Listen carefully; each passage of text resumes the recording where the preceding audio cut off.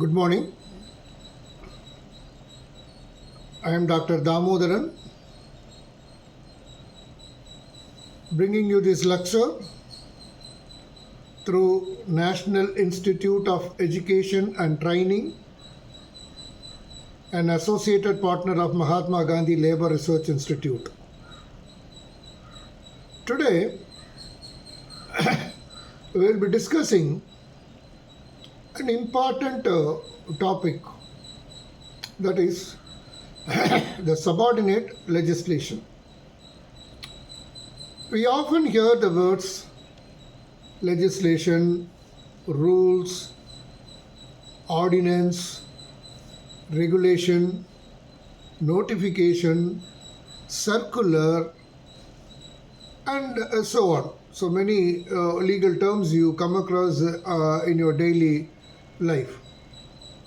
So what does all it mean? So ignorance of law is not an excuse. So சட்டம் தெரியாது அப்படின்றதால நாம் சட்டத்தினுடைய பார்வையிலிருந்து தப்பிக்க முடியாது. ஆக ஒவ்வொரு சாமானியனும் சட்டத்தை தெரிஞ்சுக்கணும். அதாவது basic aspect of the law should be known to every citizen. படித்தவர் படிக்காதவர் அப்படின்றதெல்லாம் இதில் ஒன்றும் கிடையாது. படிச்சிருந்தாலும் படிக்காத இருந்தாலும் law presumes that you know the laws of the land. So அந்த அடிப்படையில் நாம் இன்றைக்கி சில முக்கியமான விஷயங்களை பார்க்க போகிறோம். இந்த சபார்டினேட் லெஜிஸ்லேஷன்னா என்னன்னா, it is also known as a delegated legislation. It is the laws that are made by an authority other than the legislature. Other than the legislature means சட்டம் இயற்றுகின்ற அதிகாரம் யார்கிட்ட இருக்குன்னா, சட்டமன்றங்களுக்கும் பாராளுமன்றத்துக்கும் மட்டும் சட்டம் இயற்றுகின்ற அதிகாரத்தை இந்திய அரசியலமைப்பு சட்டம், the constitution has granted rights to enact laws through the legislature, the state legislature or the parliament. Okay. So this means they are alone empowered to enact laws. But other than these laws, there are certain provisions made for certain subordinate legislation through the acts. This means, while the legislature, parliament enacts a law, it delegates some powers to the government authorities, the bodies, the ministries or other statutory authorities to create some rules, regulations or orders necessary for implementing the law. So இந்த துணை சட்டம் அப்படின்னு சொல்கிற இந்த subordinate legislation என்றது பிரதான சட்டமாகிய the primary legislation, அதாவது பாராளுமன்றத்தால் இயற்றப்பட்ட ஒரு பிரைமரி லெஜிஸ்லேஷனுடைய சட்டத்தின் அடிப்படையில் ஒரு மாநில அரசோ அல்லது அந்த அதிகாரப்பூர்வமான நிறுவனங்கள் கொண்டு வருகின்ற ஒரு விதிகள், அந்த ஒழுங்குமுறைகள் மீன்ஸ் ரெகுலேஷன்ஸ். ஒழுங்குமுறைகள்னு சொல்கிறது நம்ம இப்போ தமிழில் ரெகுலேஷன்ஸ்ன்னு சொல்கிறோம். விதிகள்ன்றது ரூல்ஸு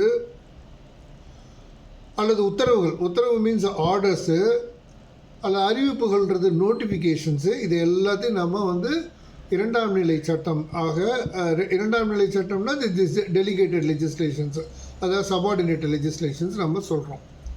இது எதுக்காக இதெல்லாம் இந்த டெலிகேட்டட் லெஜிஸ்லேஷன்ஸ், இந்த செகண்டரி லெஜிஸ்லேஷன் தேவைப்படுதுன்னா, it is made under the authority of the central act, but it has it cannot override what is laid down in the parent act, that is the original act.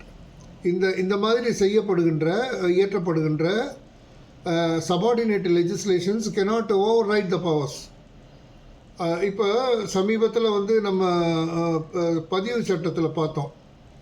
இந்திய பதிவு சட்டம் 1908 இயற்றப்பட்ட அந்த சட்டத்தினோட பிரிவுகளில் தமிழ்நாடு அரசு போட்ட விதிகளில் சில பிரிவுகள் அந்த பேரண்ட் லெஜிஸ்லேஷனுக்கு ஓவர் ரைட் பண்ணுற மாதிரி இருக்குது அதனால் அதை செட்டசைட் பண்ணணும்னு சுப்ரீம் கோர்ட் வந்து ஒரு உத்தரவு கொடுத்தாங்க. அது சம்மந்தமாக நம்ம ஒரு தனி வகுப்பில் நம்ம பார்க்கலாம்.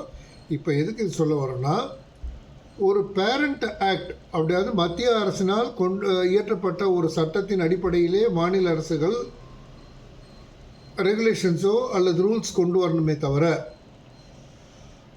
அவர்கள் மாநில அரசால் கொண்டு வரப்படுகின்ற அந்த ரூல்ஸ் மத்திய அரசால் இயற்றப்பட்ட சட்டங்களை மீறுமானால் அல்லது இந்திய அரசமைப்பு சட்டத்தினால் வழங்கப்பட்டுள்ள அடிப்படை உரிமைகளை அது மீறுமானால் அந்த சட்டத்தை செல்லாது என்று அறிவிக்கின்ற உரிமை வந்து உச்சநீதிமன்றத்துக்கு உண்டு. நீதிமன்றங்களுக்கு அந்த அதிகாரம் வழங்கப்பட்டுள்ளது. அப்போ இது வந்து நம்ம இந்த சபார்டினேட் லெஜிஸ்லேஷன்ஸை பற்றி பார்க்கும்போது இதனுடைய ஸ்கோப் வந்து it is very limited scope.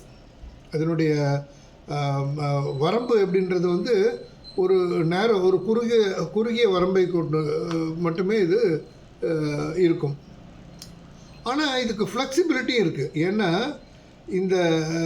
இதனுடைய நெகிழ்வு தன்மை எப்படி இருக்குன்னா, அந்த பாராளுமன்றத்தால் இயற்றப்பட்ட சட்டங்களை வந்து அமுல்படுத்துவதற்கு தேவையான அனைத்து துணை சட்டங்களும் பெரிதும் பங்கு வகிக்கின்றன. ஆக இந்த சபார்டினேட் லெஜிஸ்லேஷன்றது பார்த்திங்கன்னா நமக்கு ரொம்ப முக்கியமான சட்டம். ஏன்னா it enables the quick adaptation to changing circumstances without requiring any new parliamentary approval for each time. ஏன்னா பார்லிமெண்ட் உடனே நினச்ச நேரத்தில் கூடி ஒரு சட்டத்தை இது பண்ண முடியாது. அப்போ வந்து ஒரு இடைப்பட்ட காலத்தில் சில அவசர சட்டங்கள் தேவைப்படலாம். அந்த மாதிரி தேவைப்படும் போது இந்த துணை விதிகள் வந்து ஒரிஜினல் சட்டத்தின் அடிப்படையில் நமக்கு ஒரு உதவி புரிகின்றது.